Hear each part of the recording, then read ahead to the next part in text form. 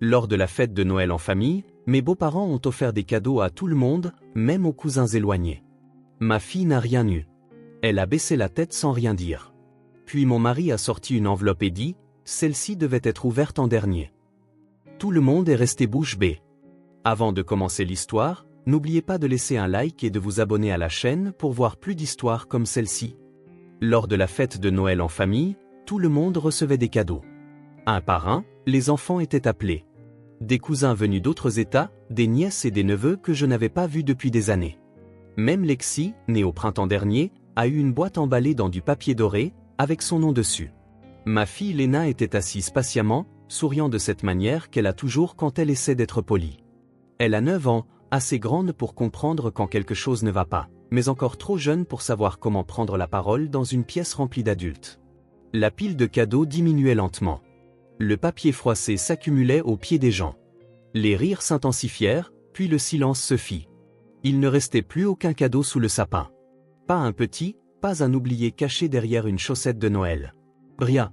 Léna baissa les yeux sur ses mains. Elle ne pleura pas. Elle ne demanda pas pourquoi.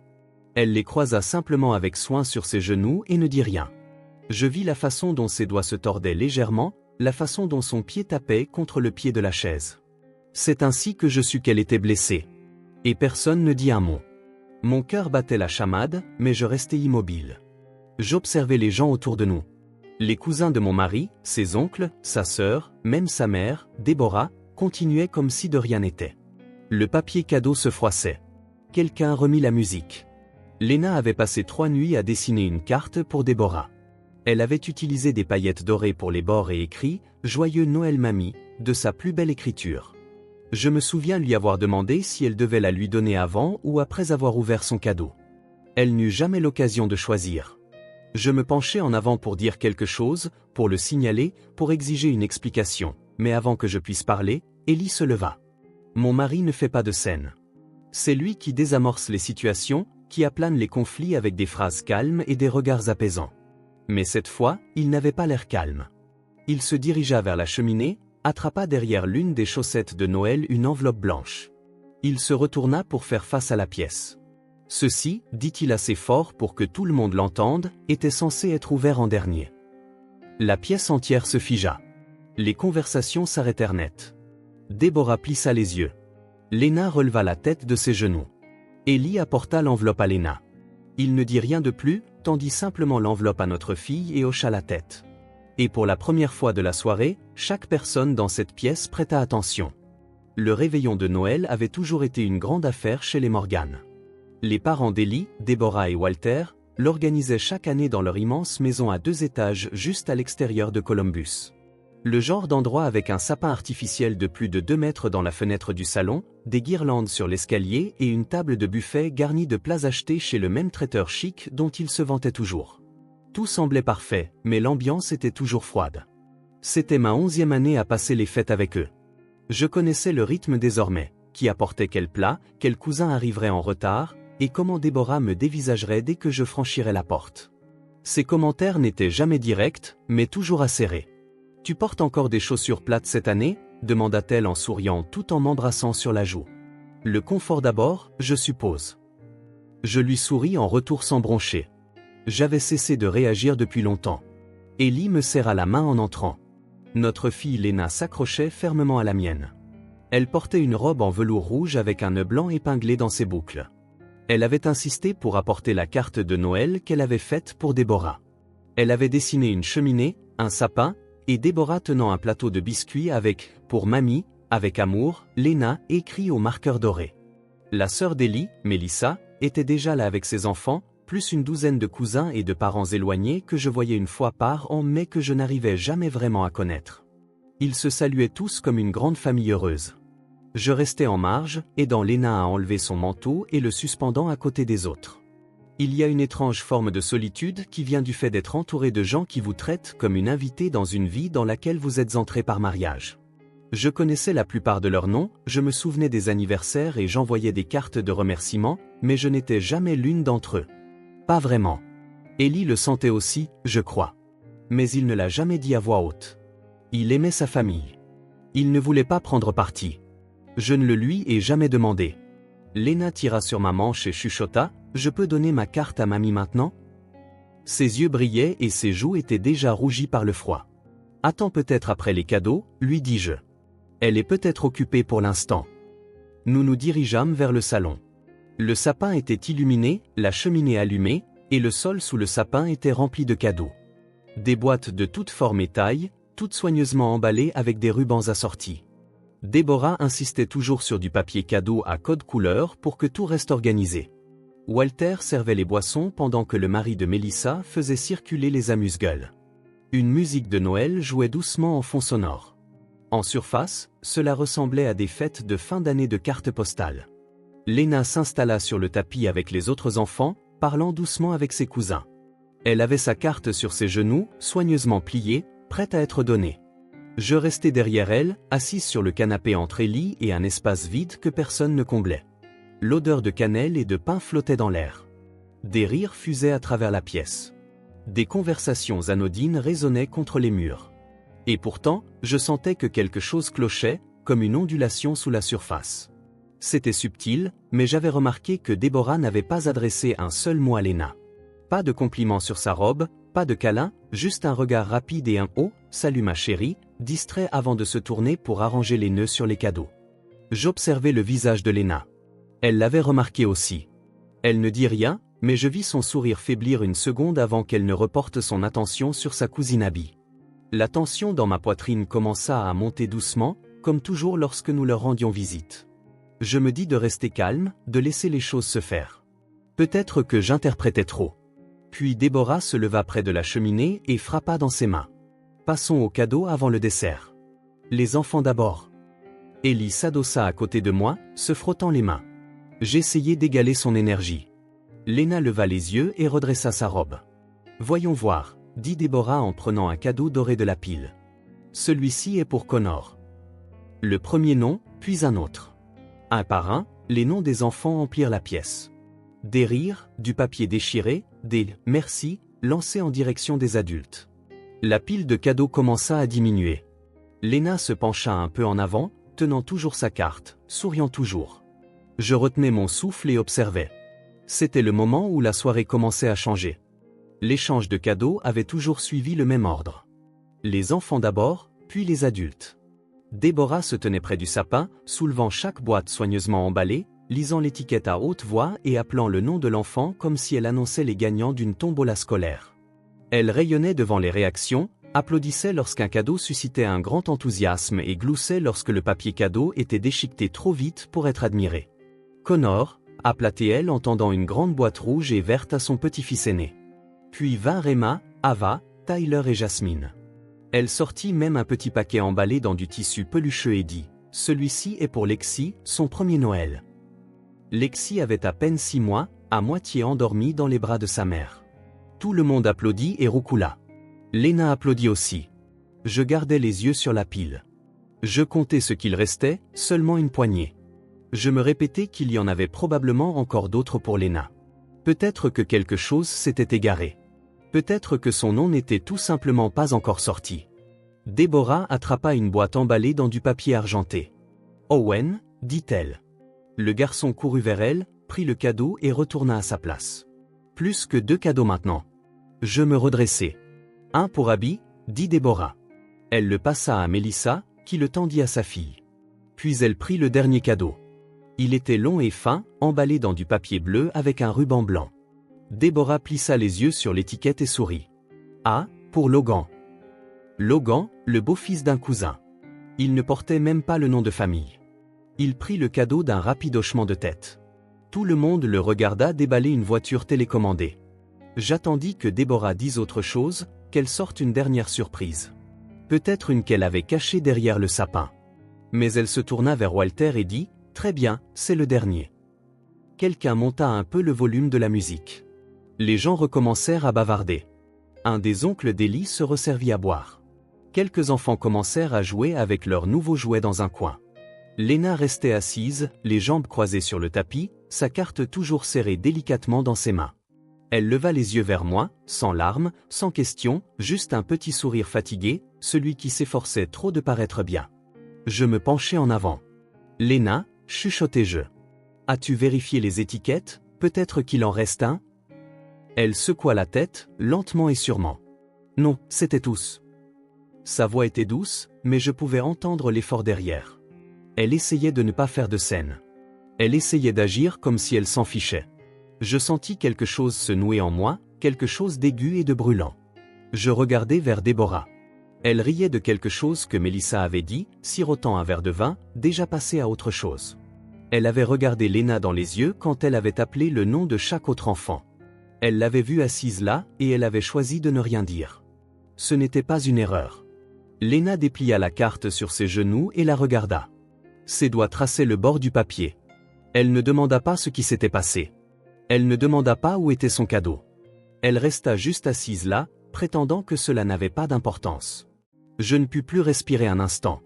Élie était à côté de moi, inhabituellement silencieux. Il n'avait pas dit un mot depuis le début de la distribution des cadeaux. Je le regardais, ses yeux étaient fixés sur Léna, sa mâchoire serrée. Quelque chose se préparait derrière son silence. « Je vais dire quelque chose », dis-je à voix basse. « Attends », répondit-il. « Attends juste une seconde. »« Pourquoi ?» Il ne répondit pas. Je me rassis, les poings serrés, le cœur battant. Ma fille avait été exclue devant plus de 20 personnes et personne n'avait dit un mot. Ni Mélissa, ni Walter, ni un seul cousin, tante ou oncle. Le silence était presque pire que l'affront lui-même. C'était une décision collective de l'ignorer, de laisser faire. Je tendis la main vers celle de Léna. Elle me laissa la prendre, mais ses yeux restaient fixés sur l'espace vide sous le sapin. La musique jouait. Les conversations reprirent. Un plateau de biscuits circulait. Mais je n'entendais plus rien clairement. Tout ce que je pouvais sentir, c'était la brûlure de l'humiliation pour ma fille et la douleur de chaque instant qu'elle se souviendrait de cette nuit. Et puis Élie se leva. Il ne dit pas un mot au début. Il se dirigea vers la cheminée et attrapa quelque chose derrière l'une des chaussettes. Quand il se retourna, il tenait une simple enveloppe blanche. Il regarda autour de la pièce. Ceci, dit-il, la voix assurée, était censé être ouvert en dernier. La pièce devint silencieuse. Les gens arrêtèrent de parler. Déborah tourna lentement la tête. Mélissa cligna des yeux, confuse. Chaque père Dieu suivit Élie alors qu'il traversait la pièce avec l'enveloppe et la plaçait doucement dans les mains de Léna. Élie tendit l'enveloppe à Léna et recula. Personne ne bougeait. L'atmosphère dans la pièce changea, comme si quelqu'un avait entrouvert une fenêtre au milieu d'une tempête de neige. La chaleur avait disparu, remplacée par quelque chose de vif et de froid. Léna regarda l'enveloppe, confuse. Elle n'était pas marquée, juste un simple rectangle blanc scellé. Pas de ruban, pas d'étiquette, pas de décoration. Elle la tenait délicatement, comme si elle pouvait se briser entre ses mains. « Vas-y, ma chérie », dit Élie doucement. Elle me jeta un coup d'œil, comme pour demander la permission. Je hochai la tête. J'avais la gorge serrée et les mains tremblantes, mais je gardais une voix assurée. « C'est bon. Ouvre-la. » Autour de nous, les voix s'étaient tues. Les gens observaient, mais essayaient de ne pas le montrer de manière évidente. Certains se tortillaient sur leur siège. D'autres sirotaient leur boisson avec un intérêt soudain pour le sol. Déborah croisa les bras, la bouche pincée en une ligne fine et irritée, comme si quelqu'un avait interrompu un discours qu'elle n'avait pas fini de prononcer. Léna déchira soigneusement l'enveloppe sur le dessus. Elle y glissa la main et en sortit deux choses. La première était une petite pile de papier blanc pliés ensemble. La seconde était un mot manuscrit à l'encre bleue. Elle ouvrit d'abord le mot et le lut silencieusement, ses lèvres bougeant tandis que ses yeux suivaient les mots.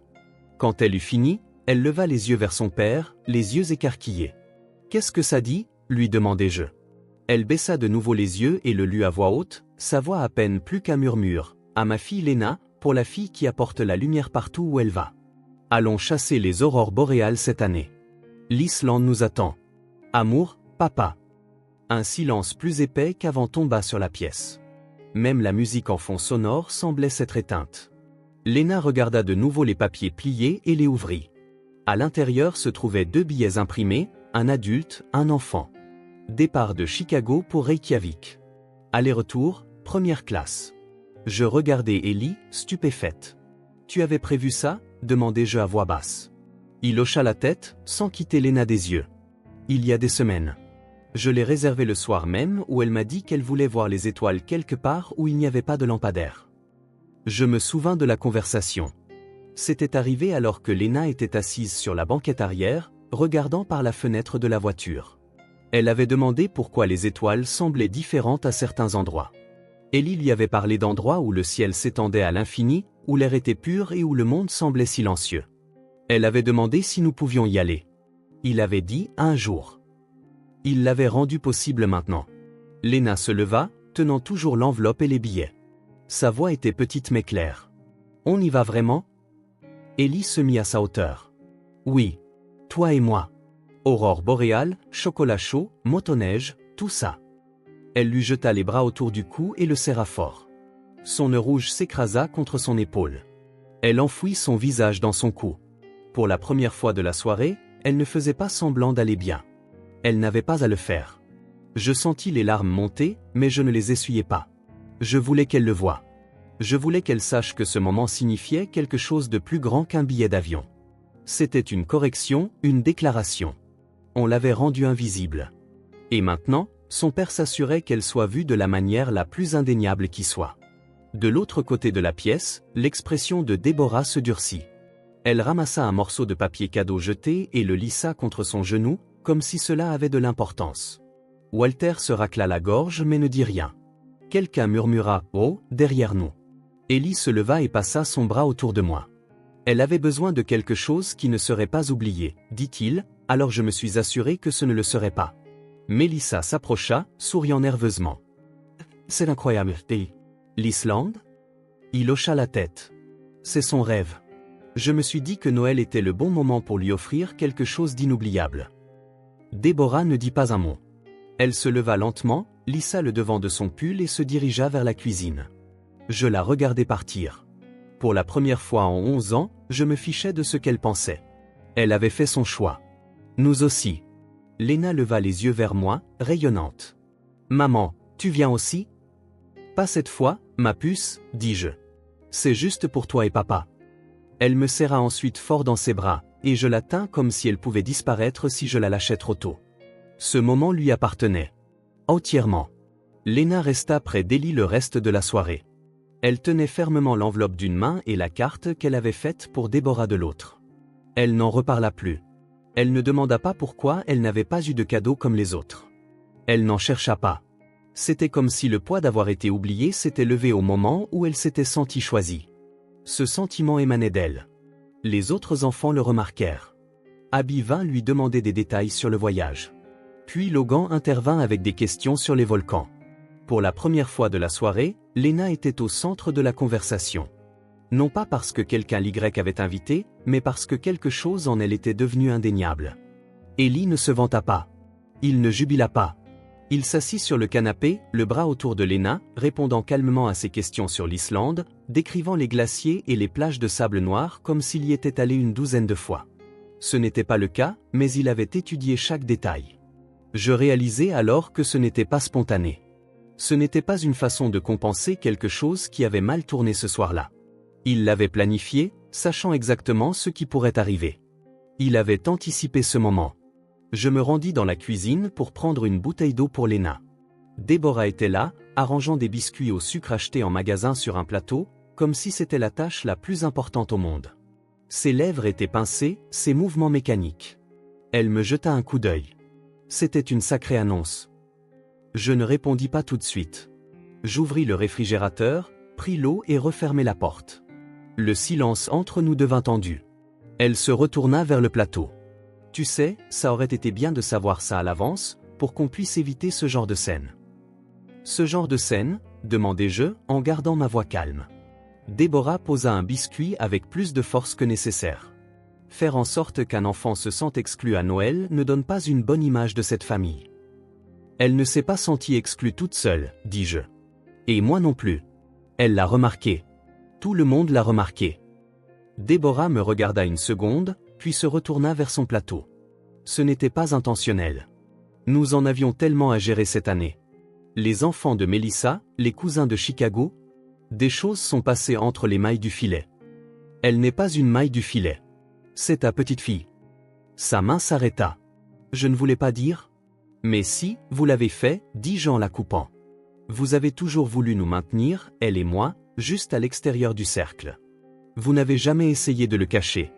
Ce soir, c'était juste la première fois que ça se voyait aussi clairement pour tout le monde. Elle ouvrit la bouche, puis la referma. J'attendis des excuses qui ne vinrent jamais. Je sortis et la laissai dans la cuisine avec son plateau de biscuits parfait. De retour dans le salon, Lena s'était de nouveau assise devant la cheminée. Les autres enfants montraient leurs jouets et elle décrivait une vidéo qu'elle avait vue une fois sur les grottes de glace bleue en Islande. Ses yeux pétillaient. Sa voix avait retrouvé son énergie. Je m'assis à côté d'Ellie et m'appuyai contre lui. Tu savais que ça pouvait arriver, dis-je doucement. Il hocha la tête. J'ai vu la liste que Déborah avait faite la semaine dernière. Lena n'y était pas. Je lui ai posé la question. Elle a dit que ce n'était qu'un brouillon, mais je savais. Tu ne me l'as pas dit.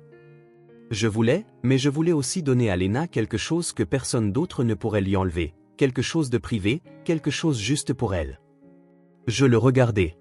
Tu lui as donné tellement plus qu'un voyage. Il jeta un coup d'œil à Lena, puis de nouveau à moi. Elle n'oubliera jamais ce soir, mais maintenant elle se souviendra de comment ça s'est terminé. Alors que la soirée touchait à sa fin et que les familles commençaient à remballer, les gens venaient nous dire au revoir. Certains félicitèrent Lena pour son voyage. Quelques-uns complimentèrent Ellie pour l'idée. Déborah resta dans la cuisine, feignant de ne pas remarquer le changement d'ambiance dans la pièce. Lena vint vers moi alors que je rassemblais nos manteaux. Elle brandit sa carte. Est-ce que je devrais quand même la donner à mamie? Je la regardais. Les paillettes dorées avaient bavé au coin, mais le dessin était toujours vif et plein d'espoir. Tu peux, dis-je, mais tu n'es pas obligé. Elle fixa la carte un moment. Puis elle la plia une fois soigneusement et la glissa dans son sac à dos. Je veux la garder, dit-elle. C'était le choix le plus puissant qu'elle pouvait faire. Nous rentrâmes en silence pendant les 20 premières minutes. Lena s'était endormie sur la banquette arrière, sa ceinture de sécurité toujours attachée. L'enveloppe nichait entre ses bras comme un souvenir précieux qu'elle ne voulait pas lâcher. Son nœud rouge glissait de ses boucles et sa joue était pressée contre la vitre de la voiture, embuant la vitre à chaque douce respiration. Je la regardais dans le rétroviseur pendant qu'Ellie gardait les yeux sur la route. Des flocons de neige avaient recommencé à tomber, balayant le pare-brise comme un bruit blanc. Je ne parlais pas. Je ne voulais pas briser le calme qui s'était installé dans la voiture comme une pièce fragile. Finalement, Ellie parla. J'ai détesté voir ça. Je hochai la tête. Je sais. J'aurais dû faire plus tôt. Je l'ai vu venir. Je pensais que peut-être Déborah me surprendrait cette année. Elle ne l'a pas fait. Non, dit-il. Elle ne l'a pas fait. Je le regardais. Sa main était crispée sur le volant. Pas en colère, juste ferme. La façon dont quelqu'un regarde quand il a accepté une dure vérité. Elle a fait un choix ce soir, dis-je. Et toi aussi, il me jeta un coup d'œil. Ai-je bien géré la situation? Tu as été là pour ta fille quand c'était important. C'est toujours la bonne chose à faire. Quand nous sommes rentrés à la maison, Ellie a porté Lena à l'étage jusqu'à son lit sans la réveiller. Je l'ai suivie, j'ai allumé sa veilleuse et j'ai remonté ses couvertures jusqu'à son menton. Elle a remué une seconde, puis s'est tournée sur le côté, tenant toujours l'enveloppe. Je suis resté là, dans l'embrasure de la porte, à la regarder dormir. Une partie de moi souffrait de ce qu'elle avait ressenti plus tôt, la confusion, la déception, l'acceptation silencieuse. Mais une autre partie de moi était fière de la façon dont elle avait géré la situation, de la façon dont elle ne s'était pas laissée définir par cela, et surtout, de la manière dont elle s'en était sortie la tête haute.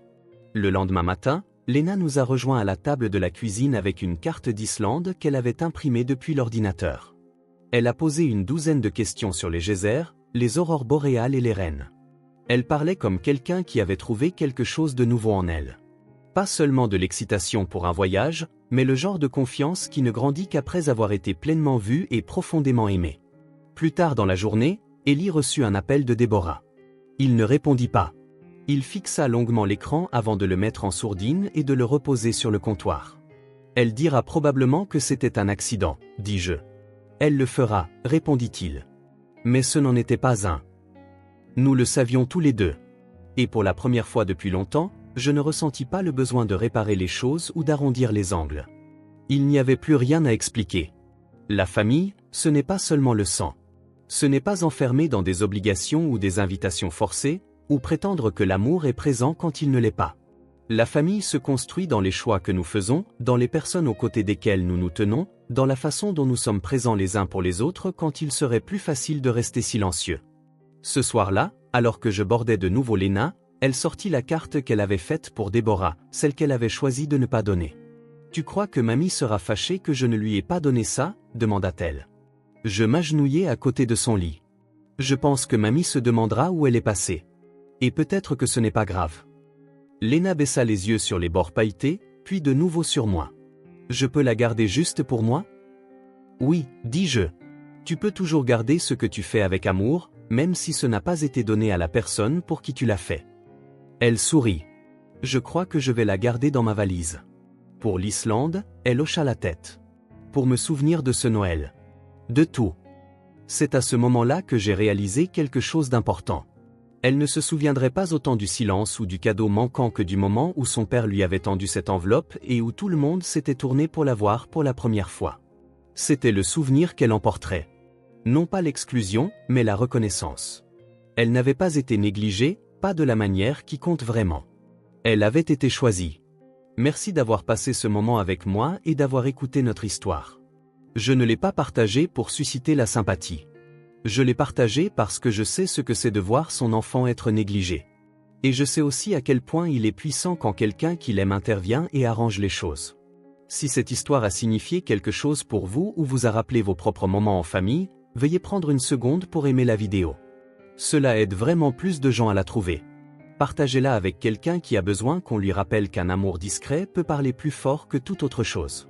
Et si vous voulez plus d'histoires réelles et émouvantes comme celle-ci, n'hésitez pas à vous abonner à la chaîne et à activer les notifications pour ne pas manquer ce qui va suivre. Laissez un commentaire ci-dessous si vous avez déjà vécu un moment où quelqu'un a fait en sorte que votre enfant se sente invisible, ou quelqu'un lui a rappelé à quel point il comptait. Merci d'être là. Je vous dis à la prochaine.